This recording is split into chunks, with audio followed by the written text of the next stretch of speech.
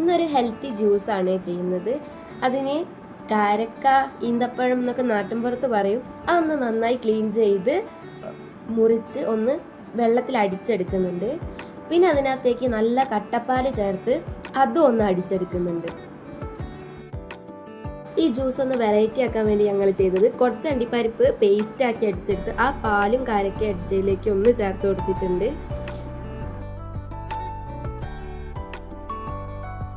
ആ പേസ്റ്റ് അടിച്ച ആ അണ്ടിപ്പരിപ്പിൻ്റെ ബാക്കി കുറച്ച് അണ്ടിപ്പരിപ്പ് ഉണ്ടായിരുന്നു. അപ്പോൾ അതൊന്ന് ക്രഷ് ചെയ്തിട്ട് ആ ജ്യൂസിലേക്ക് ഇട്ട് കൊടുത്തിട്ടുണ്ട്.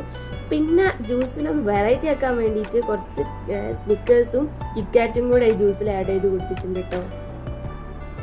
ഈ മുട്ടായി ചേർത്തത് വേണ്ടെങ്കിൽ ഒഴിവാക്കുക. അത് ഞങ്ങൾക്ക് ഇഷ്ടപ്പെടാൻ വേണ്ടി അമ്മയൊന്ന് ചേർത്ത് തന്നതാണ്.